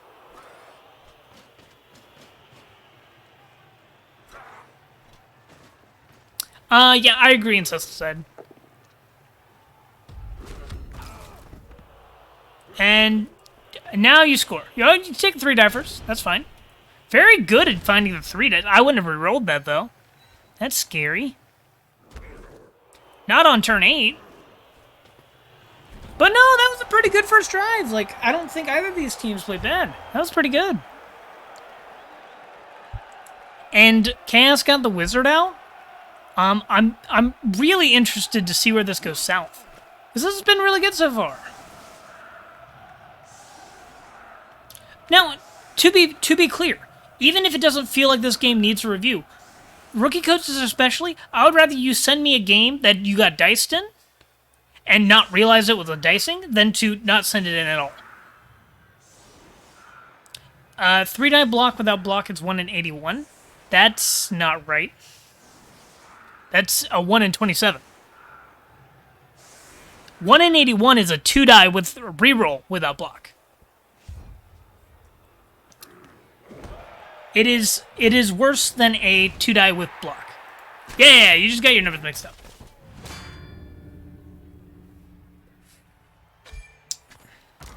No, chevrons are still fine. Chevrons are still fine. Like, this is A-okay. Like, this is not bad.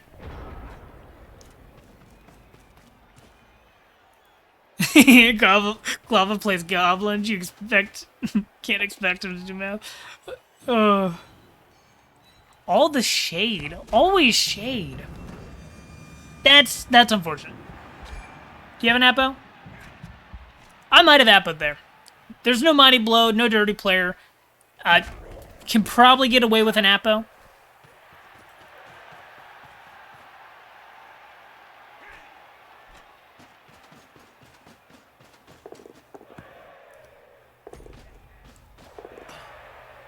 Yeah, I consider it, though. It depends on financial situations. Suicide's usually right, though. If it was a badly hurt, I wouldn't mind Appoing for just tempo, a little bit of aggression. We are down 3 players, though. There is the plus MA, that is true. Down to 8 players already? Man, and all the KOs came back. Ooh. Turn for the worse quickly. Now, I will say, LOS. Minor thing. I like to either group all my players up or spread the max distance. And it really depends on what you're trying to do. So, when you're grouping up, it's usually because the opposing team doesn't have guard, and you're trying to draw them to a certain point. So against humans, you can group up entirely and force them to play a little more central, or you can spread out and force them to play wider. The thing is, though, is that when your LOS is split entirely, you're slower than most teams, except like dwarves.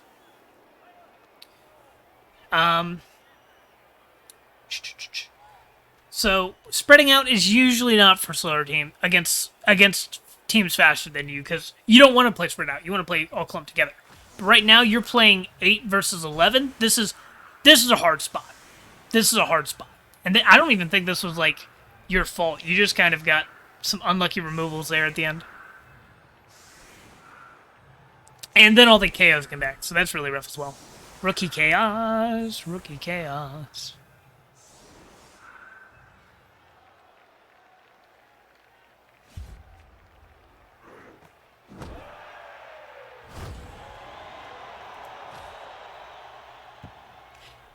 Yeah, separating the strength a little bit would be fine. It is a hard spot, though, because you don't want to have your warriors cover the sides. Because if they cover the sides, they're too slow to rejoin the play.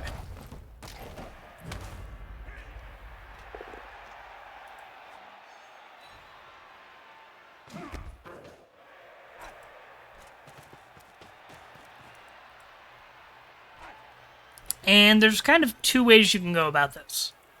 You can let the human score and take the 1-1 draw. You can hard push to go and steal the ball and let them stall out for a 1-1 score. Or take... The main thing is, to win this game, you either need to prevent the score or remove enough of them that you can actually threaten your own score. So it's a little dicey right now. Definitely take hits on the AV7s. Are there AV7 on Human Team? Is it all AV8? Am I dumb? I'm dumb. I thought the catchers were AV7.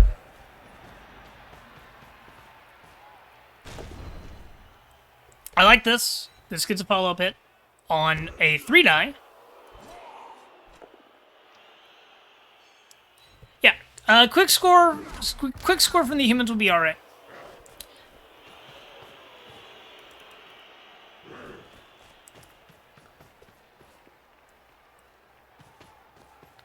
Okay, trying to spread wide.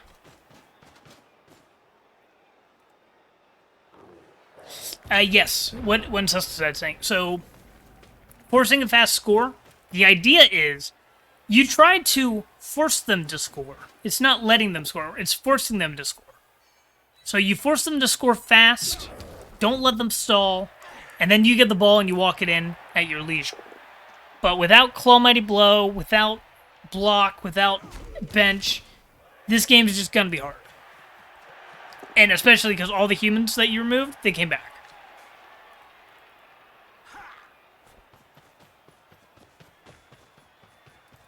But I agree with Glow. I don't think the humans are stalling. I think the humans are able to go for the win because they have such a player lead.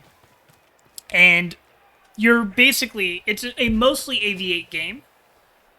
They're going to keep this lead, in most likely. I honestly don't know what I would be doing here. I'd probably be hitting scoring threats. If you go after the ball, they're just going to run away from you. Or here's an actual game plan. We can slightly commit to going after the ball to where they're forced to do something with the ball. So, let's see. We can try and get into range to blitz the ball and force them to move it. Have one player in blitzing range, and that forces some sort of response. If you can get a little bit of pressure on the ball, make them move it. I don't know. It's actually not a great play here. The real play is be a stronger Chaos team with more skills. Because honestly, I think this is one of the hard matchups at low TV. The humans have a lot of skills, and they're also AV8, Agi3, and they're faster than you. They've got a much stronger start. And the rock was not kind. The rock screwed you. Because I think they just got a stun, whereas you got a removal. You can foul anything that falls, but it has to be a good foul. So you're looking for like a 6+ foul. And preferably a catcher or a blitzer, rather than lineman. And at that point, you're just relying on dice. You're relying on throwing more dice to create variance.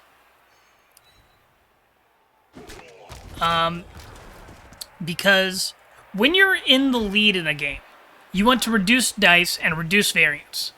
When you're already behind, you need to add variance and try to get some high rolls. So when behind, add variance. When ahead, reduce variance. That sort of thing.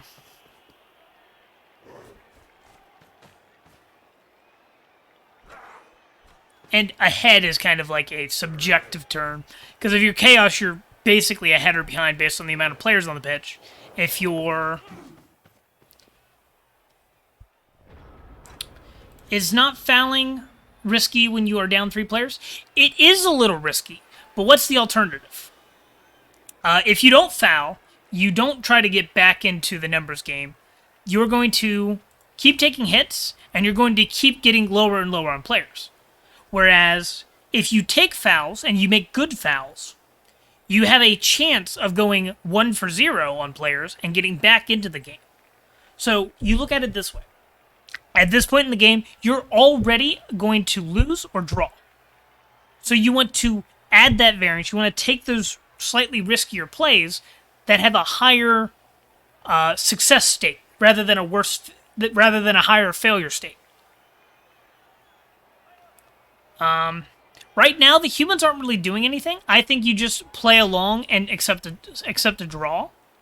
But you can definitely, if you want to win this game, you should be fouling. But if you're accepting a draw, you just pull off. You keep taking blitzes, taking dodges, and screening. And you should be able to pull off a draw pretty easily.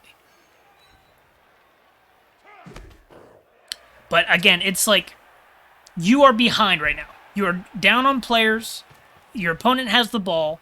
If you do not stop them, they can win. If you do not foul, your situation's not going to get better.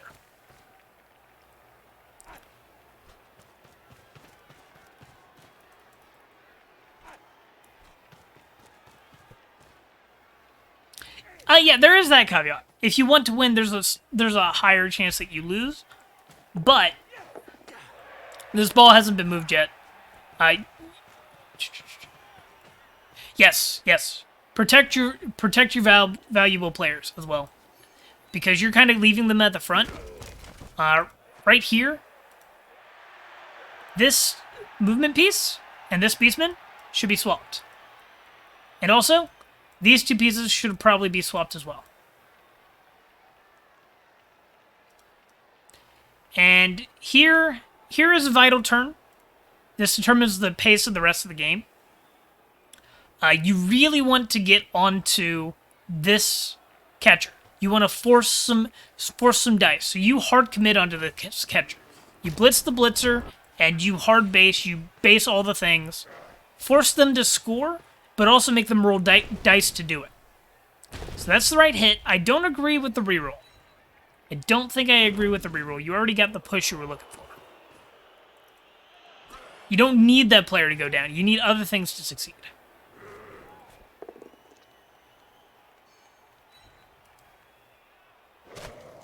Sine Wave has put it fabulously. You can't treat your pieces as individuals. They all have a job. And here, this was simple turn ordering. No, okay. It is a judgment call. I think if you're going to reroll this hit, you still have to do proper turn ordering, is my point. So, you need to move your players that have free moves, and then do essential actions, like blitzing the blitzer. Glove, are you saying you would have blitzed the rookie instead?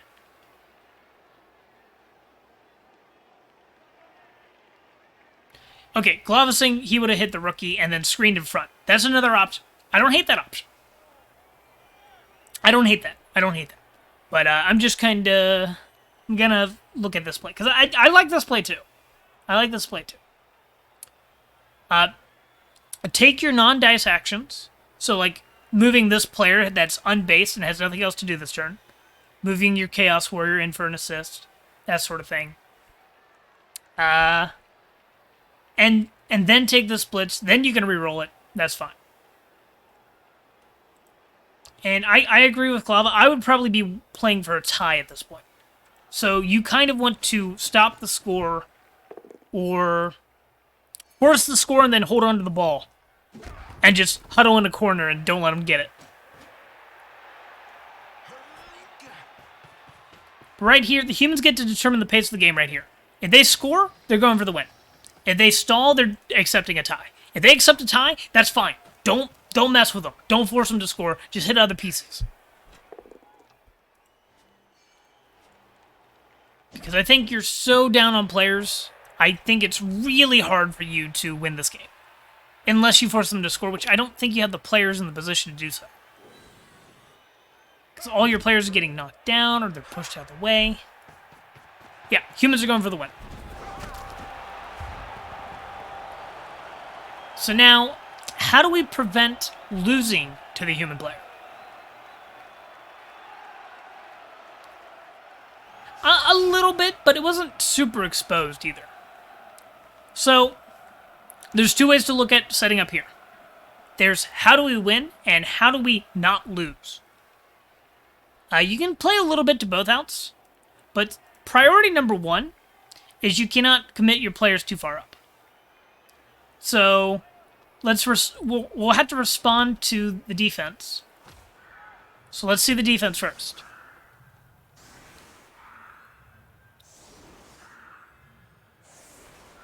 Okay, they're basically going a modified chevrons, which is fine because like this is good at protecting the players for the most part. Now, here we prevent losing by securing the ball and holding on to it. Have fun with that. Have fun with that. Necro into Camry, that's never fun, but maybe it's raining, you know? Easy. So we want to get the ball and we want to hold on to it. So we get a ball carrier here, and then most of our beastmen we have ready to defend the ball. Like, shit, we don't even have to take line of scrimmage hits. So what I would do, I would set up to protect the ball. Put one beastman here to cancel out a blitz, and then get players like here, here, here, here, and then move in response to the ball. So, I would be completely not taking these hits on the line of scrimmage.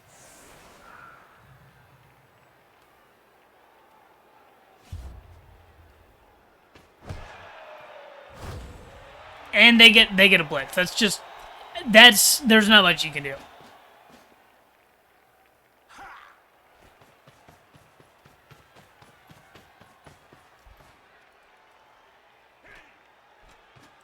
There's not much you could have done. My setup would have protected against it a little better, but it would still be like blitz is like the game-losing kickoff event right there. Like the humans get a free move, they get to get in scoring position before their actual turn. Honestly, don't feel bad whatsoever. There's nothing you could do there, even if you set up differently. Yeah. Too few players to protect against the blitz. That's not your fault. Baby Chaos getting bullied by kickoff events. It happens all the time. You can still secure this ball. You can still attempt to secure this ball. But it's hard.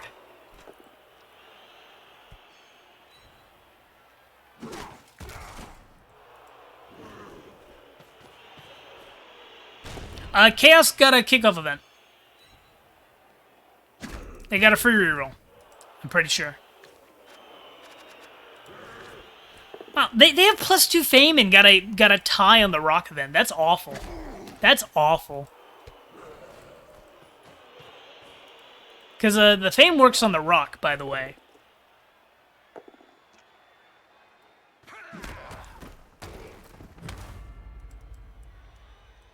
And you're trying to secure the ball for the draw.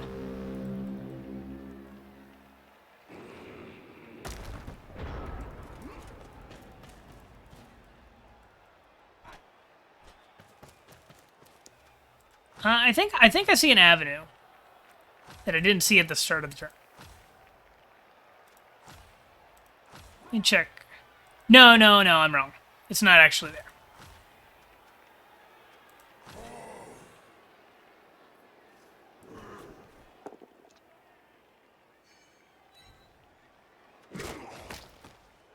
And now you just do your best to secure the ball.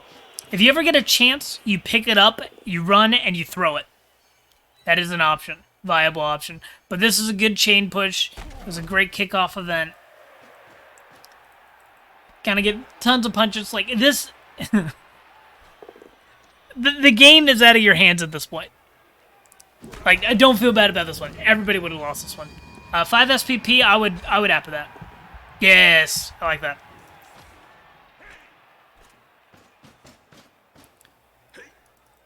Yeah, just all the dice went against you, and you had +2 fame.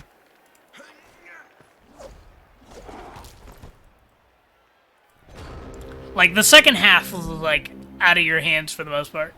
You did really good in the first half. First drive, bread and butter. Really well done. And I would just stand there. Yeah. No, you don't have enough players for that. No, I don't like that. Stand there, okay. Follow, don't follow, whatever.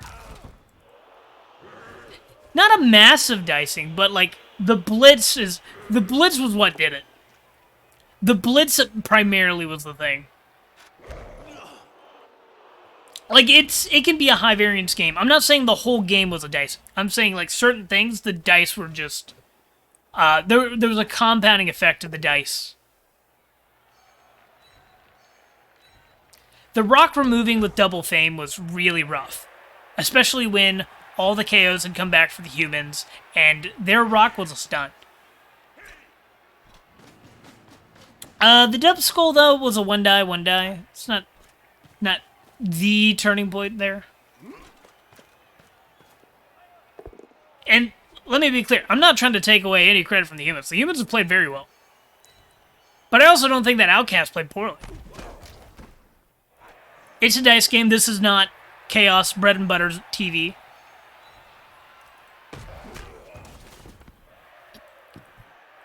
That was just a solid game. Humans just managed to get it. They got a little bit better removal dice. If the KOs stayed out, it could have been different. If your warrior came back, it could have been different. If you didn't get blitzed, it could have been different. But you can't control those things, so I wouldn't worry about those parts of it. Focus on the things you can affect, the things you can improve. This is a good path. I like this. You re-roll it. Get a POW. Like, you could have tied the game right here. You could have tied it. If this bounces out, goes backwards, goes the wrong way, go to the right, go back.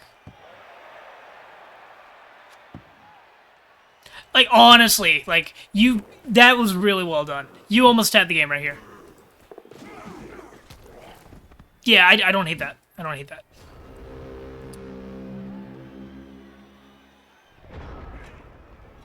Yeah, because the humans get this touchdown. And you were going to go and pick up the ball and try and run it off.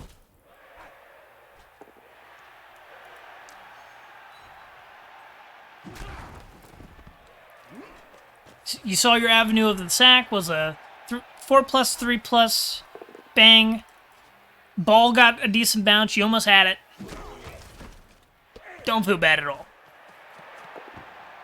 Because then it's all 3+s with innate rerolls. Oh, handing it off to the blitzer. Okay. A little spooky.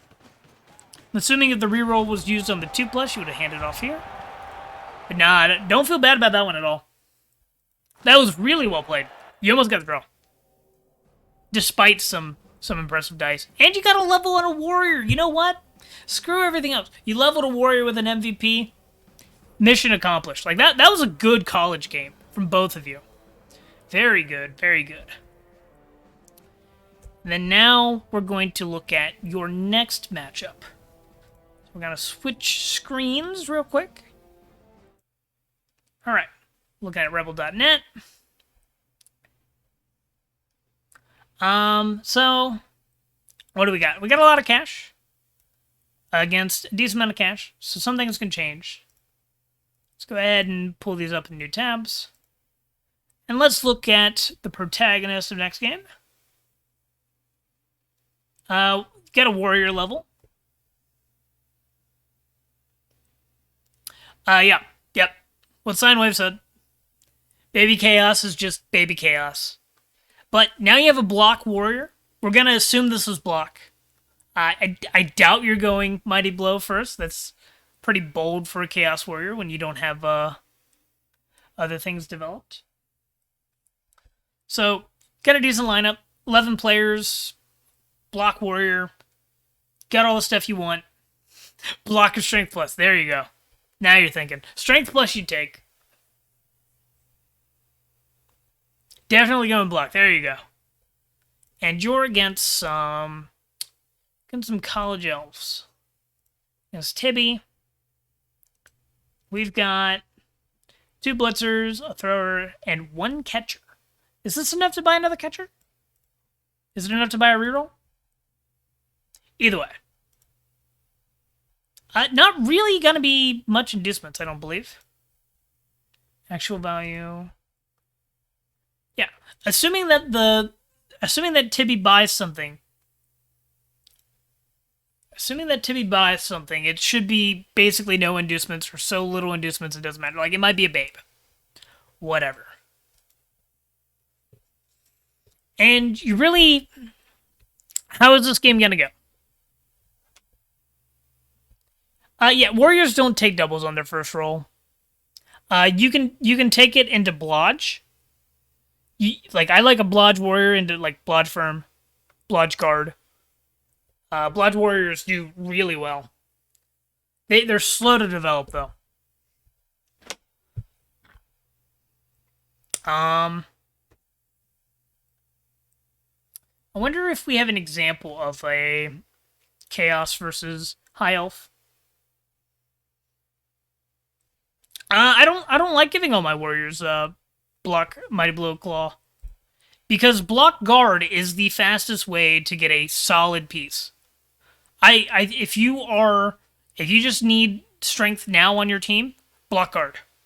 Block Mighty Blow Claw. If you give that, I don't think you want 4 Claw Warriors. Like, if we look at my team, and this is how I play. I have a pretty good record. Like, I have a pretty good record in Rebbl.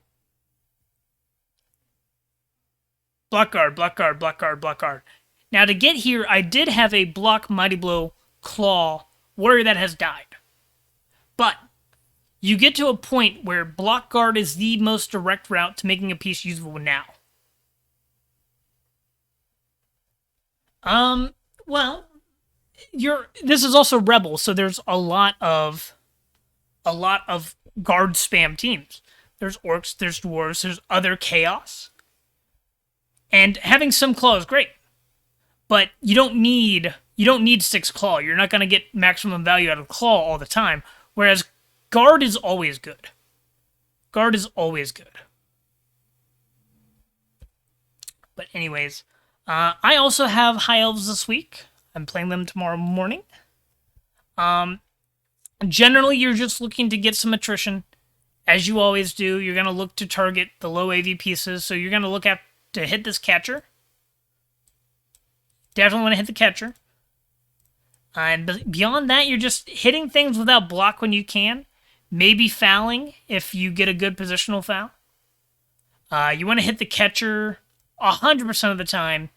Probably foul it, because it's just that good. It's movement 8, agi 4, and absolutely annoying. There will be a Blodge Blitzer. Yeah. Blodge Blitzer is good to look out for. You really can't knock the Blodge Blitzer down. And I'm going to pull up Rebbl Pusher real quick. You're probably going to do chevrons. So let's grab our chaos. If you don't know chevrons, this will be your defense. A little bit of chevron action. You can swap the warriors around if you want them in the back. That's fine as well. Like, it's really just you're denying access to the sidelines and making it hard to go straight down the middle without getting some blocks. And how this goes is the elves can break through this. That's not the goal, is to prevent them from breaking through this. But if they do break through it, you can force a fast score. Because they break through, just bring us up any else. They break through, get this stuff out of the way, whatever. Go here, go here. Let's say they remove this piece. It's KO, boom. Maybe a both down, I don't know. Doesn't matter. They break through. When they break through, you just collapse on them. And they still score, but you force it to be like a 2-turn score or a 3-turn score. Heavily aggress on them.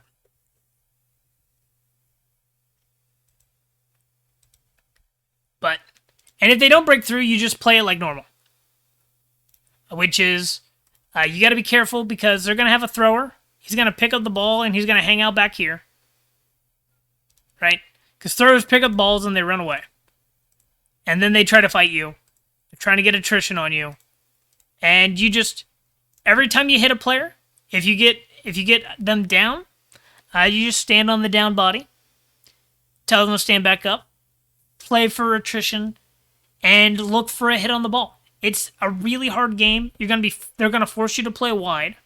You want to try to cram them into a side, and if they ever slip one threat through, like let's say this is a catcher, you blitz him, you get him down, you stand on his body, maybe you foul him.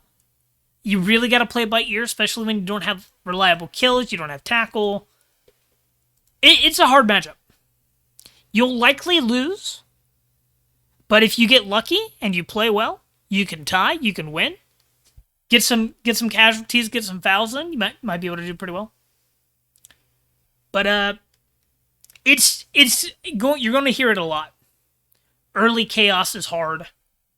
And you don't have much going for you at the moment. You just have to have solid positioning and a little bit of luck. And that's how you win with Baby Chaos. You're really just... I would play more for development. Get SPP on the Warriors whenever you can. Like, if you ever have a free touchdown and you can give it to a Warrior, give it to the Warrior. Give them block. Once you get more block on your team, you can start really getting ahead of the game. I know you have a... Let me back up.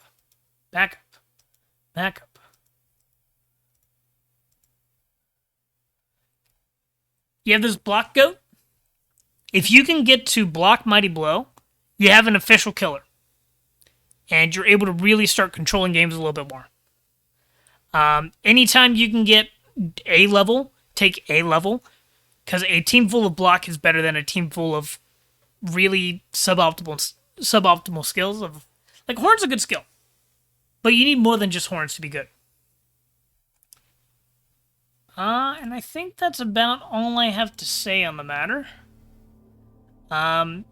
Playing really early tomorrow, 10 a.m. my time. So that's like -4 UTC. It's like 2 p.m. UTC. But I'm tired. I'm going to hop off and get myself some dinner. Thank you all for tuning in. DM me if you have any questions or if you need another game reviewed. And y'all have a good one.